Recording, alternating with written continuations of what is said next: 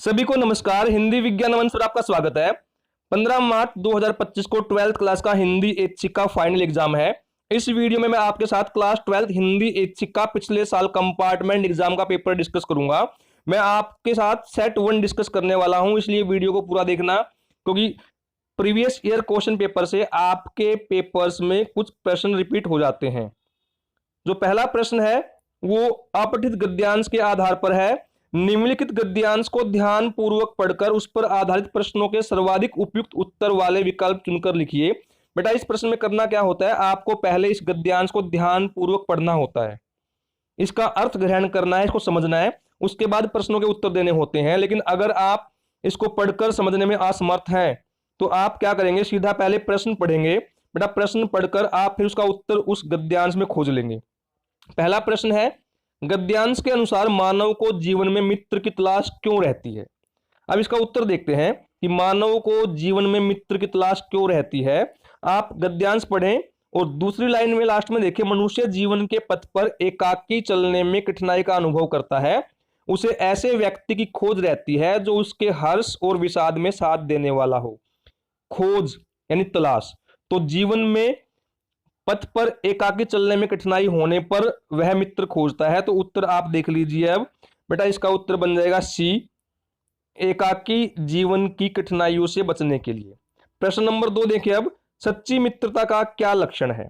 फिर से गद्यांश को आप देखें।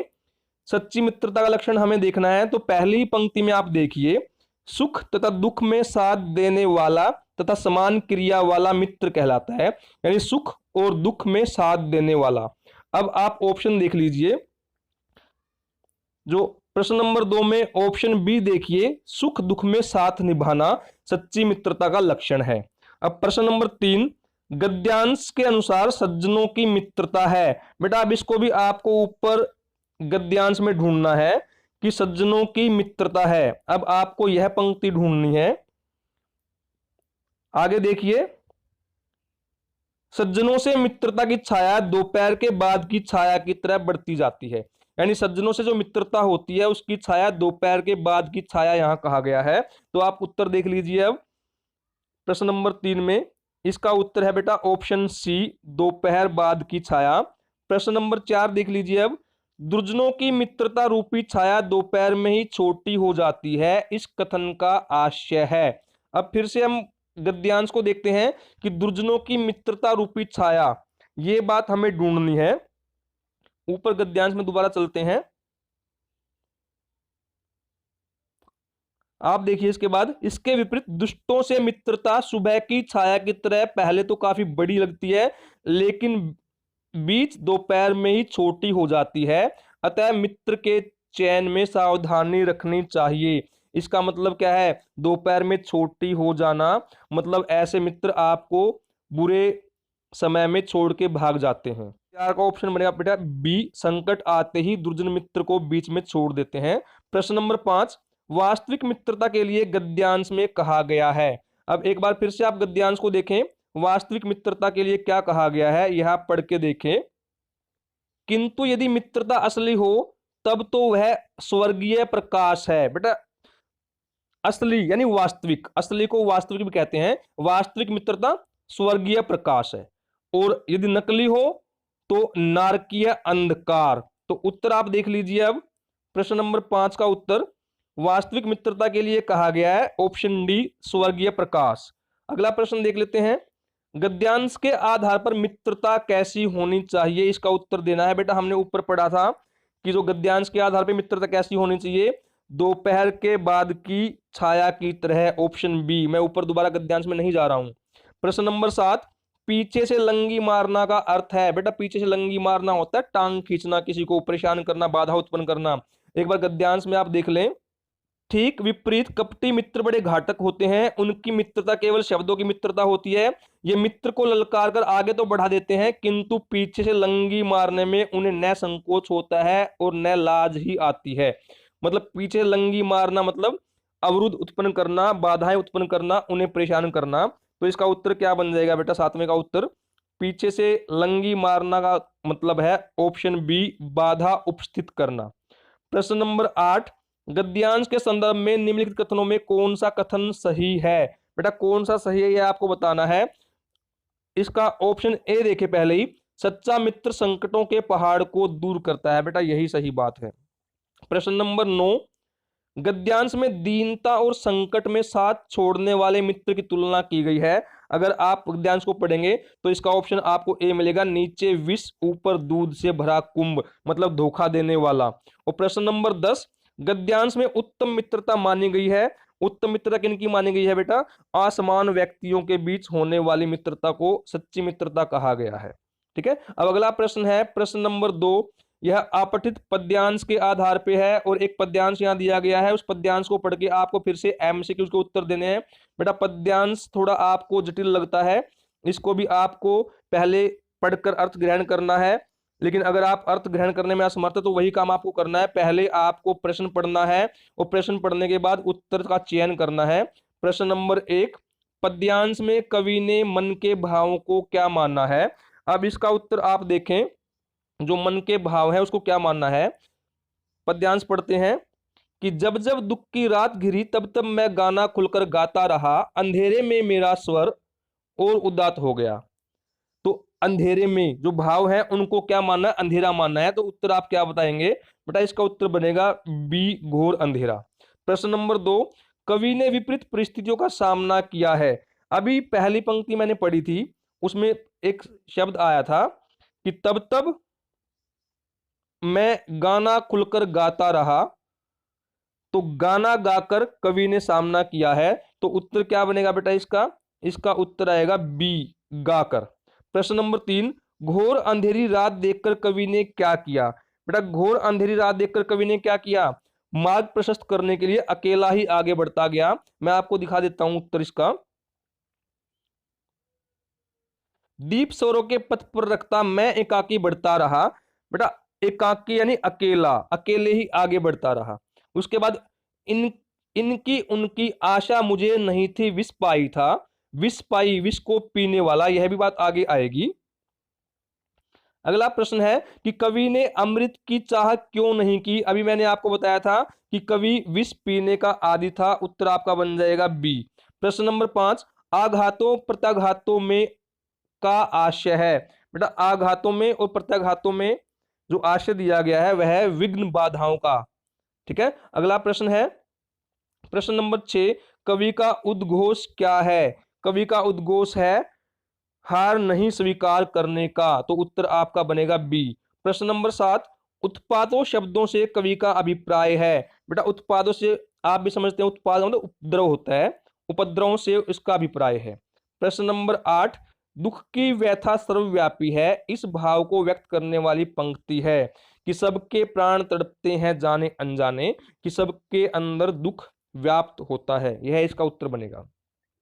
अब प्रश्न नंबर 3, बेटा तीसरा क्वेश्चन आपके पेपर में इस प्रकार का नहीं रहेगा, लेकिन आपके पेपर में तीसरा क्वेश्चन आएगा उसमें 3 क्वेश्चन होंगे, पहला 1 नंबर का और दो 2 नंबर के। लेकिन आपको ये जो प्रश्न यहाँ दिए गए हैं इनके उत्तर आपको अवश्य पता होने चाहिए। पहला प्रश्न है, जनसंचार के विभिन्न माध्यमों की सुंदरता होती है। इसका उत्तर है बी, इंद्रधनुषीय रंगों की छटा के समान। प्रश्न नंबर 2 इंपोर्टेंट है बेटा, आपके पेपर में ये प्रश्न आ सकता है कि मुद्रित माध्यमों में लेखन के लिए आवश्यक होता है। मुद्रित माध्यमों में लिखने के लिए भाषा, व्याकरण, वर्तनी और शैली का ध्यान रखना बहुत आवश्यक है। तो उत्तर ए बनता है। प्रश्न नंबर 3, जब कोई बड़ी खबर तत्काल दर्शकों तक पहुंचाई जाती है तो उसे बोलते हैं बेटा ब्रेकिंग न्यूज। लेकिन आपको यह भी पता होना चाहिए एंकर बाइट क्या है, लाइव क्या होता है और फोन इन क्या है। सीधा प्रश्न आएगा कि फोन इन किसे कहते हैं, एंकर बाइट क्या है, लाइव क्या है, ब्रेकिंग न्यूज क्या है। ठीक है, अगला प्रश्न प्रश्न नंबर 4 इंपोर्टेंट है बेटा बहुत, ये भी केवल इंटरनेट पर मौजूद अखबार का नाम है प्रभा साक्षी। उत्तर सी। आपसे प्रश्न पूछ सकते हैं कि इंटरनेट पर मौजूद अखबार का नाम बताइए, या ऐसा कौन सा अखबार है जो केवल इंटरनेट पर मिलता है। प्रश्न नंबर 5, सूचनाओं के साथ साथ मनोरंजन पर भी ध्यान दिए जाने वाले सुव्यवस्थित सृजनात्मक आत्मनिष्ठ लेखन को कहते हैं। इसका उत्तर है बी, फीचर। बेटा इंपॉर्टेंट प्रश्न है, आपको पता होना चाहिए फीचर किसे कहते हैं, यह प्रश्न पूछेंगे आपसे। या फीचर की विशेषताएं बताइए। आलेख किसे कहते हैं, संपादकीय विशेष लेखन, यह भी आपको पता होना चाहिए। इनके उत्तर आप एक बार अपनी बुक में खोज लेना। अगला प्रश्न है बेटा प्रश्न नंबर 4, एक काव्यांश दिया गया है, काव्यांश को ध्यानपूर्वक पढ़कर आपको कुछ एमसीक्यू है उनके उत्तर देने हैं। मैं एक बार काव्यांश पढ़ता हूं। फरई की कोदौ बाली सुशाली, मुक्ता प्रसव की सम्बुक काली, सपने हूं दोषक ले सुन काहू, मोर अभाग उद्दी अवगाहू, बिन समुझे निज अग परिपाकू, जारियु जाए जननी कही काकू। समझ में आ गया बेटा कौन सी कविता से लिया गया है? ये भरत राम का प्रेम से लिया गया है, भरत राम का प्रेम। और इसके लेखक कवि कौन है बेटा? कवि हैं तुलसीदास जी। अब इसके आधार पर प्रश्नों को पढ़ें और उत्तर दें। पहला प्रश्न है, काव्यांश में आए कोदव का अर्थ है बेटा, कोदव का अर्थ है मोटा चावल जो उत्तम कोटि का नहीं होता। उत्तर बनता है ए। प्रश्न नंबर 2 है, कवि ने भरत के दुर्भाग्य की तुलना किससे की है? बेटा कवि ने भरत के दुर्भाग्य की तुलना अथाह समुद्र से की है। आप ऊपर पढ़ें एक बार दोबारा से, मैं आपको दिखा रहा हूं। मोर अभाग उददी अवगाहू, कि मेरा अभाग दुर्भाग्य उददी समुद्र के समान है, अवगाहू बहुत गहरा है, समुद्र के समान। प्रश्न नंबर 3, जारियों जाए जननी कहीं काकू का आशय। जारियों जाए जलाना, कटु काकू कठोर वचन कह, कड़वे वचन कहकर जननी माता को जलाना, परेशान करना। तो ऑप्शन डी, माता को कटु वचन कहकर बहुत सताया है। प्रश्न नंबर 4, भरत स्वयं के जीवन में आने वाली स्थितियों के लिए दोषी मानते हैं। अभी पीछे आया था बेटा, वो अपने भाग्य को दोषी मानते हैं। और प्रश्न नंबर 5, काव्यांश में किसके प्रेम का वर्णन है? मैंने पहले ही बताया था बेटा, पाठ का नाम है भरत राम का प्रेम, भरत और राम के प्रेम का ही वर्णन किया गया है। तो भरत का राम के प्रति प्रेम, यह आ गया उत्तर इसका। अगला प्रश्न है बेटा, एक गद्यांश दिया गया है, उसको ध्यान पूर्वक पढ़कर आपको उसके आधार पर जो प्रश्न पूछे गए उनके उत्तर देने हैं। आपके पेपर में भी आएगा इस तरह से। बूढ़ी माता बोली, मैं तो बबुआ से कह रही थी कि जाकर दीदी को लिवा लाओ, यहीं रहेगी, वहां अब क्या रह गया है? जमीन जायदाद तो सब चली ही गई, तीनों देवर अब शहर में जाकर बस गए हैं, कोई खोज खबर भी नहीं लेते, मेरी बेटी अकेली। बेटा समझ में आ गया? हाँ, ये कौन सा पाठ है? ये संवदिया पाठ से लिया गया है बेटा, संवदिया। और संवदिया पाठ का लेखक कौन है? फणीश्वर नाथ रेणु। अब इसके आधार पर प्रश्नों के उत्तर देखते हैं। बेटा प्रश्न 1, प्रस्तुत गद्यांश का संवाद किनके बीच का है? बेटा उत्तर आपका बनेगा बी, हरगोविंद और बड़ी बहुरिया की बूढ़ी मां के बीच का। क्योंकि जब हरगोविंद संवाद लेकर पहुंचा था तो बड़ी बहुरिया की मां हरगोविंद से बात कर रही थी, वही संवाद यहां पर है। तो बूढ़ी मां और हरगोविंद के बीच का संवाद है। प्रश्न नंबर 2, बूढ़ी माता के कथन में उसके मन का कौन सा भाव प्रकट हो रहा है? बेटा बूढ़ी माता जानती है बेटी अकेली है, तो उत्तर बी बनेगा, बेटी के अकेलेपन का दुख। प्रश्न नंबर 3, बूढ़ी माता की चिंता को हरगोविंद ने कैसे शांत किया? कि बूढ़ी माता को क्या कहा उसने? कि ऑप्शन डी, बड़ी बहुरिया को गांव के परिवार का अंग बताकर। एक बार मैं गद्यांश आपको दिखा देता हूं। यह बात ठीक है, मगर बड़ी बहुरिया का तो सारा गांव ही परिवार है, सारा गांव उसका परिवार है, यह बात उन्होंने कही थी। हमारे गांव की लक्ष्मी है बड़ी बहुरिया। ठीक है, तो ये उत्तर आपका क्या बनेगा बेटा? इसका उत्तर बनेगा डी। प्रश्न नंबर 4, हरगोविंद ने बड़ी हवेली का बड़पन क्यों बखाना? बेटा उसने क्यों बखाना था? वो उत्तर ए, बूढ़ी माता को खुश करने के लिए, ताकि बूढ़ी माँ को अपनी बेटी की चिंता ना सताए। और प्रश्न नंबर 5, हमारे गांव की लक्ष्मी है बड़ी बहुरिया, हरगोविंद ने ऐसा क्यों कहा था? ये क्यों कहा मैंने भी बताया था कि बूढ़ी माँ को बेटी की तरफ से चिंता मुक्त करने के लिए कहा था, ताकि बूढ़ी माँ को अपनी बेटी की चिंता ना हो। प्रश्न नंबर 6, बेटा इस प्रकार के प्रश्न आपके पेपर में नहीं आएंगे, इसलिए मैं ये आपको नहीं दिखा रहा हूं। अगला प्रश्न देख लेते हैं। प्रश्न नंबर 7, 3 शीर्षक हैं, इनमें से किसी एक पर आपको रचनात्मक लेख लिखना है। और यहां पर शीर्षक देख लीजिए, एशियाई खेलों 2023 में भारत का शानदार प्रदर्शन, दूसरा है बच्चों की दुनिया, और तीसरा मोटे अनाज स्वास्थ्य के पोषक। बेटा आजकल एआई का बड़ा चलन चला हुआ है। एआई को हिंदी में कृत्रिम बुद्धिमत्ता कहते हैं, कृत्रिम बुद्धिमत्ता। ठीक है, तो इस पे आपके पेपर में आ सकता है, तो कृत्रिम बुद्धिमत्ता का आप एक बार जरूर पढ़ लेना। जितना अभ्यास करेंगे उतना आपके लिए फायदेमंद रहेगा। प्रश्न नंबर 8, निम्नलिखित प्रश्नों को ध्यान पूर्वक पढ़कर किन्हीं 2 प्रश्नों के उत्तर दीजिए। अब बेटा यहाँ 3 प्रश्न दिए गए हैं। जो पहला प्रश्न है, साहित्य की अन्य विधाओं की तुलना में कविता हमारे मन को क्यों छू लेती है? बेटा साहित्य की बहुत सारी विधाएं हैं, उनमें कविता हमारे मन को छू लेती है। क्यों, इसका उत्तर देना है। तो इसका कारण क्या है कि पहला नंबर एक, कविता का संबंध संवेदना से होता है बेटा, संवेदना, इसलिए हमारे मन को छू लेती है। दूसरा, कविताओं में भावों की गहनता होती है, भावों की गहनता। ठीक है। नंबर तीसरा होता है, कविता के अंदर आंतरिक लय होती है और कविता में राग तत्व होता है। सबसे इंपॉर्टेंट बात है, कविता में राग तत्व होता है। और चौथा, कविता सवानुभूति जन्य अभिव्यक्ति होती है, इसलिए कविता हमारे मन को अधिक छू लेती है। प्रश्न नंबर ख, नाटक की घटनाओं को वर्तमान में घटित होते क्यों दिखाया जाता है। बेटा नाटक एक दृश्य विधा है, नाटक को दृश्य काव्य भी कहा जाता है और नाटक का मंचन होता है।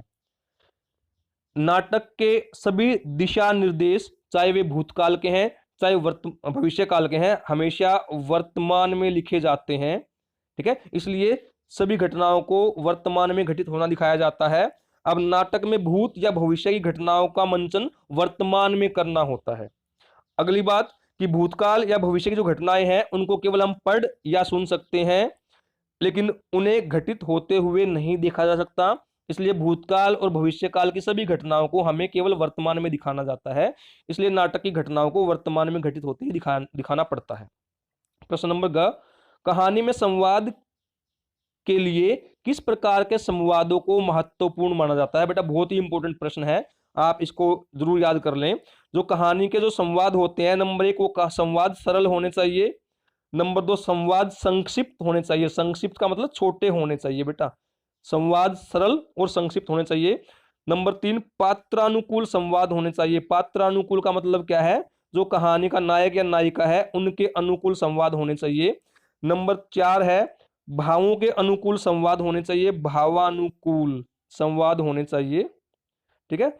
अगला पॉइंट है, संवादों के लिए सांकेतिक और सूचनात्मक संवाद भी महत्वपूर्ण होते हैं, और जो संवाद होंगे वो स्थिति और परिवेश के अनुकूल होने चाहिए, और जो संवाद है वो स्वदेश्य होने चाहिए, स्वदेश्य उद्देश्य के साथ होने चाहिए, या कहानी का उद्देश्य वे पूरा करने वाले होने चाहिए। कथानक को प्रवाह देने वाले संवाद होने चाहिए, उन्हीं संवादों को महत्वपूर्ण माना जाता है। अगला प्रश्न देख लेते हैं, प्रश्न नंबर 8, समाचार लेखन का 6 ककारों से क्या संबंध, स्पष्ट कीजिए। बेटा बहुत इंपॉर्टेंट प्रश्न है। जो 6 ककार हैं, आपको पता है समाचारों में सामान्यतः 6 बातों का उत्तर देने का प्रयास किया जाता है।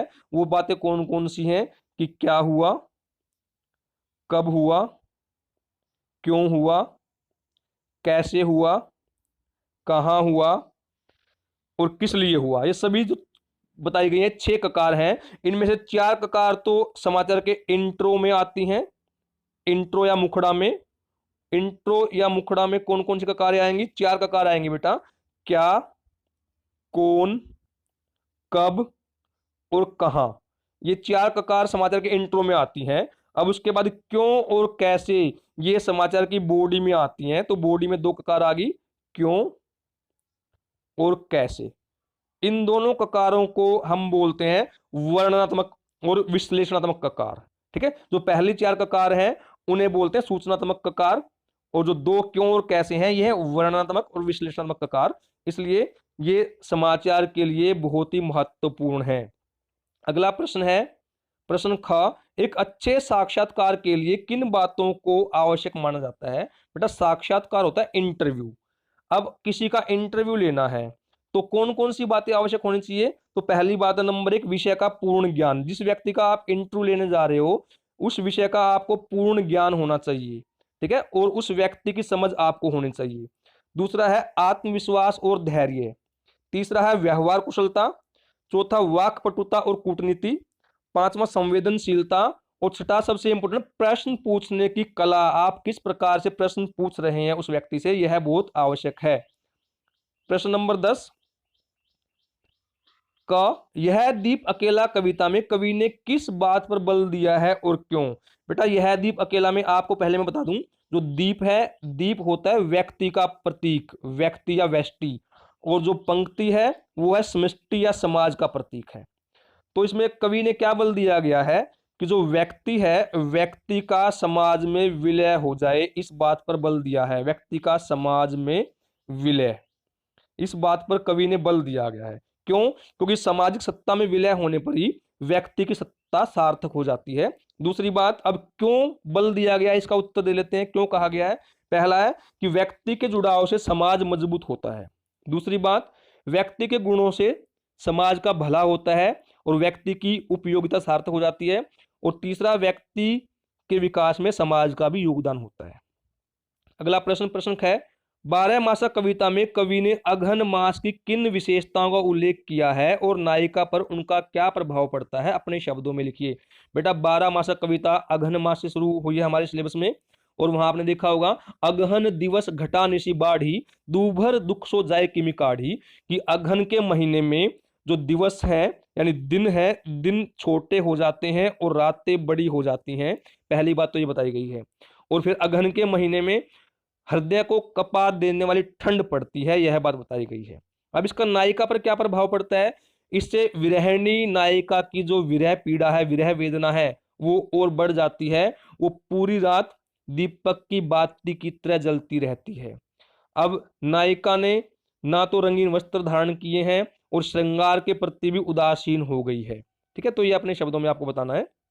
प्रश्न नंबर ग, वसंत आया कविता के आधार पर लिखिए कि वसंत आगमन की अनुभूति कवि को कैसे हुई और वसंत पंचमी के अमुक दिन होने का प्रमाण उसने क्या बताया है। बेटा वसंत आया कविता में जो प्रकृति में परिवर्तन आए हैं उसके अनुसार कवि को पता लगा कि वसंत का आगमन हो गया है। कि जैसे किसी बंगले में शायद अशोक के पेड़ पर चिड़िया का कूकना, सड़क किनारे चलते हुए कवि के पैरों के नीचे पीले पीले पत्तों के आने पर चुरमुर ध्वनि उत्पन्न होना, और सुबह सुबह ताजा हवा जो फिरकी की तरह आई थी, गुनगुनी हवा, उससे कवि को महसूस हुआ कि वसंत आ गया है। उसका प्रमाण क्या था? उसका प्रमाण था दफ्तर में छुट्टी होना, दफ्तर में छुट्टी उसका प्रमाण था। और दूसरा था कैलेंडर द्वारा कवि को पता लग गया था कि आज वसंत आ गया है। ठीक है, प्रश्न नंबर 11, बेटा ये एक सप्रसंग व्याख्या पर आधारित है। यहाँ 2 काव्यांश दिए गए हैं, आपको एक की 100 प्रसंग व्याख्या करनी है प्रसंग के साथ। तो जब भी आपको प्रसंग सहित व्याख्या करनी होती है तो आपको 4 बिंदुओं में अपना उत्तर देना है। पहला बिंदु होता है बेटा आपको संदर्भ बताना होता है, संदर्भ। संदर्भ में आप क्या बताते हैं? इसमें आप पाठ का नाम और कवि का नाम बताते हैं। अब इन पंक्तियों को पढ़े, के पतियालय जायत्रे मोरा प्रियतम पास। समझ में आ गया कौन सा पाठ है बेटा? ये विद्यापति का पद है, विद्यापति के पद से लिया गया है। तो कवि विद्यापति और पाठ है पद, पदावली से लिया गया है बेटा। तो इसका आपको 1 नंबर मिलेगा। उसके बाद दूसरा पॉइंट जो आपका होता है वो होता है प्रसंग। प्रसंग में आपको क्या बताना है कि ये जो पंक्तियां कहीं जा रही हैं ये क्यों कहीं जा रही हैं बेटा। तो प्रसंग यहाँ पे क्या बताएंगे कि इन पंक्तियों में नायिका राधा बता रही हैं कि जब से श्री कृष्ण मथुरा में जाकर बस गए हैं उनका हृदय बड़ा दुखी है, वह उसके प्रेम में बहुत व्याकुल है। ये इसका प्रसंग है। अब उसके बाद नंबर 3 पे आपको व्याख्या करनी है। व्याख्या के आपको 3 अंक मिलेंगे। और नंबर 4 पे आपको लिखना होता है विशेष। और विशेष में आप क्या बताते हो? एक तो आप बताते हो भाषा, यहाँ पर भाषा कौन सी है बेटा? मैथिली है, विद्यापति की भाषा मैथिली है। दूसरा आप बताते हो छंद, यहाँ पद का प्रयोग किया गया है। और आप अलंकार बता देते हो, अलंकार। ठीक है, आप यहाँ देखेंगे ना प्रियतम पास, प अनुप्रास अलंकार आ गया है। ऐसे ही मोर मन हरिहर, यहाँ भी अनुप्रास अलंकार है। तो बेटा आप ये बता सकते हो तुकांत कविता है, ये सारी बातें आप बता सकते हो। इनमें कोई 2 बातें आपको बतानी होती हैं। इसी तरह एक और काव्यांश दिया गया है, इस शहर में धूल धीरे धीरे उड़ती है, धीरे धीरे चलते हैं लोग। तो ये कौन सी कविता से लिया गया है? बनारस से लिया गया है बेटा। तो आप इसको भी पढ़ लें, दोनों कविताओं को ध्यान से पढ़ लें, स्क्रीनशॉट ले लें। आपके पेपर में भी इनमें से कुछ रिपीट हो सकता है। प्रश्न नंबर 12, बेटा 3 प्रश्न दिए गए, फिर से देख लेते हैं एक बार। प्रश्न क, प्रेम घन की छाया स्मृति पाठ के आधार पर या पाठ के अनुसार हिंदी प्रेमियों की मंडली में किन लेखकों का नाम था, आपको बताना है। बेटा जब पाठ पढ़ा था तो आपने देखा था उसमें कौन कौन से नाम आए थे? श्रीयुत काशी प्रसाद जी जायसवाल, बाबा भगवान दास जी हालना, पंडित बद्रीनाथ गोड़ और पंडित उमा शंकर द्विवेदी, इनके नाम आए थे। प्रश्न नंबर ख, बालक बच गया पाठ में बालक ने इनाम में क्या मांगा? आपको पता है बालक ने क्या मांगा था? बालक ने लड्डू मांगा था बेटा, लड्डू। और लेखक ने उससे क्या अनुभव किया? अब लेखक ने क्या अनुभव किया कि बालक में बचपन अभी जिंदा है। जो कृत्रिम भाव है उस पर स्वाभाविक भावों की विजय हो गई है, यानी बालक ने अपने मन की बात कही है, यानी बालक के अंदर जो उसका बचपन है अभी जीवित है, मरा नहीं है। प्रश्न नंबर ग, चार हाथ कहानी के संदर्भ में लिखिए कि अपनी सत्ता कायम रखने के लिए पूंजीपतियों द्वारा कौन कौन से उपाय किए जाते हैं। बेटा आपने पढ़ा था चार हाथ कहानी कि मजदूरों के अगर चार हाथ हो जाए तो कितना मुनाफा हो। तो चार हाथ कहानी के अनुसार पूंजीपति वर्ग मजदूरों का शोषण करता रहता है, शोषण पे आधारित है, और पूंजीपति वर्ग मजदूरों के जीवन की उपेक्षा करता रहेगा और अपने मुनाफे पर ध्यान देगा, अपना उत्पादन बढ़ाने के लिए नए नए हथकंडे अपनाता रहेगा, मजदूरों की मजदूरी आधी कर देता है और काम के घंटे दुगने कर देता है, फिर भी मजदूर काम करते रहते हैं। ठीक है, अब आगे बेटा प्रश्न नंबर 13, यहां पर पठित गद्यांश आया है, इसके आधार पे आपको सप्रसंग व्याख्या फिर से करनी है। यहां भी आपको 4 बिंदुओं पर व्याख्या करनी होती है। मन नहीं मानता, नाम इसलिए बड़ा नहीं है कि वह नाम है, कौन से पाठ से पता लग गया बेटा, ये कुटज पाठ से आया है, और कुटज पाठ के लेखक है हजारी प्रसाद द्विवेदी जी, तो 1 नंबर इसका आपको मिलेगा। फिर आपको प्रसंग बताना है, उसके बाद व्याख्या करनी है, विशेष बताना है। ठीक है, उसके बाद एक और गद्यांश दिया है इसके ऑप्शन में कि भीड़ लड़के ने दिल्ली में भी देखी थी बल्कि रोज देखता था। बेटा समझ गए कौन सा पाठ है, यह पाठ है दूसरा देवदास, दूसरा देवदास, और इसकी लेखिका है ममता कालिया, तो इसका 1 नंबर मिलेगा। अब व्याख्या करेंगे, ठीक है, प्रसंग बताएंगे और विशेष लिखेंगे। अंतिम प्रश्न देखते हैं, प्रश्न नंबर 14। ये जो प्रश्न दिए गए बेटा ध्यानपूर्वक आपको पढ़ के एक का उत्तर देना है। इस बार आपके पेपर में यहाँ 3 प्रश्न आएंगे बेटा अंतराल पुस्तक से, आपको 2 करने हैं, 5-5 अंकों के भी रहेंगे, पिछली बार ये 3-3 नंबर के थे। पहला प्रश्न है, माँ के अंक में लिपटकर माँ का दूध पीना जड़ से चेतन होने की यात्रा मानव जन्म लेने की सार्थकता है। इस कथन का आशय बिस्कोहर की माटी पाठ के आधार पर सिद्ध कीजिए। बेटा बहुत ही इंपॉर्टेंट प्रश्न है, आपके पेपर में आ सकता है यूं कहीं। तो पहला प्रश्न है कि माँ के अंक में लिपटकर माँ का दूध पीना, यह माँ और बच्चे के अप्रतिम संबंध के बारे में बताता है। अप्रतिम संबंध, अप्रतिम होता है बेटा जो पहले कभी ना घटित हुए हों, ठीक है, अप्रतिम संबंध के बारे में बताता है। दूसरा, माँ का दूध पीना जड़ से चेतन होने की प्रक्रिया है, मतलब एक प्रकार से जीवन की सार्थकता है। तो तीसरी बात, जो माँ का स्पर्श है, माँ छूती है बच्चे को, माँ की जो गंध है, खुशबू है और स्वाद से बच्चे का सांसारिकता से संबंध होना होता है, कि बच्चा संसार को माँ के स्पर्श से ही समझता है। अगला पॉइंट, सांसारिक संवेदना से चेतनता का आना भी इसी संदर्भ में बताया गया है। तो ये बातें आपको बतानी है। अथवा अगला पाठ है बेटा, अपना मालवा खाऊ जाड़ू सभ्यता में पाठ से है। उद्धृत पंक्ति नदी का सदा नीरा रहना जीवन के स्रोत का सदा जीवित रहना है के संदर्भ में नदियों का जीवन में महत्व स्पष्ट कीजिए। मनुष्य नदियों को क्षति कैसे पहुंचा रहा है। पहले आपको महत्व बताना है बेटा, महत्व कि जल जीवन का आधार है और नदियां जीवनदायिनी है, पहली बात। तो दूसरा, जो हमारी सभ्यता है और संस्कृति है, नदियां उनकी जन्मदायी हैं, जन्मदात्री हैं। सभ्यताएं और संस्कृतियां हमेशा नदियों के किनारे ही विकसित हुई हैं। तीसरी बात, आध्यात्मिक, आर्थिक और सांस्कृतिक गतिविधियों का केंद्र हमारी नदियां ही रही हैं। इसका ताजा उदाहरण मैं देता हूं आपको बेटा, अभी अभी हाल ही में कुंभ का मेला संपन्न हुआ है, और कुंभ का मेला आपको पता है कहां पर संपन्न हुआ है, प्रयागराज में, संगम के किनारे। वो जो संगम आपने सुना है, संगम का मतलब समझते हैं आप लोग, संगम क्या होता है बेटा, संगम गंगा यमुना और सरस्वती 3 नदियों की संधि है, स्थल जहां पे तीनों नदियां मिलती हैं। तो वहां पर आध्यात्मिक केंद्र बन गया, बहुत सारे धर्मगुरु वहां आए हुए थे, आर्थिक गतिविधियां हुई। आप लोगों ने समाचार सुने होंगे कि यूपी की जीडीपी को 4 लाख करोड़ रुपए का फायदा हो गया, ये बातें आप लोगों ने सुनी होंगी। और सांस्कृतिक गतिविधियां वहां पर हुई हैं। तो नदियां हमारे जीवन में आध्यात्मिक, आर्थिक और सांस्कृतिक गतिविधियां लेकर आती हैं। अब हम किस प्रकार से मनुष्य इसको क्षति पहुंचा रहे हैं, क्षति कैसे पहुंचा रहे हैं बेटा, कि नदियों को प्रदूषित करके। बेटा प्रदूषित, आप लोग जो दिल्ली में रहते हैं उन्होंने यमुना नदी का हाल देखा है, नाला बन गई है। इसी प्रकार जब कुंभ का मेला संपन्न हो गया, तब मीडिया रिपोर्ट में खबरें आई हैं कि कुंभ के मेले की वजह से गंगा का जल 30% ज्यादा दूषित हो गया। तो इस प्रकार मनुष्य अपने क्रियाकलापों से नदियों को दूषित कर रहा है, क्षति पहुंचा रहा है। बांध बना दिए जाते हैं, नदियों में मलबा डाल दिया जाता है और नदियों का विनाश कर रहा है। तो बेटा ये मैंने आपके साथ पूरा पेपर डिस्कस कर दिया है, जो जुलाई 2024 में कंपार्टमेंट एग्जाम में सीबीएसई ने दिया था। इसे आप एक बार अच्छे से पढ़ लें। आपका पेपर भी कुछ इसी प्रकार का आएगा। अगर आपकी कोई क्वेरी है तो बेटा कमेंट सेक्शन में कमेंट कर दें, आपकी सभी क्वेरीज का रिप्लाई जरूर दिया जाएगा। और अगर वीडियो अच्छा लगे अपने दोस्तों से शेयर कर देना और वीडियो को लाइक और चैनल को सब्सक्राइब कर देना।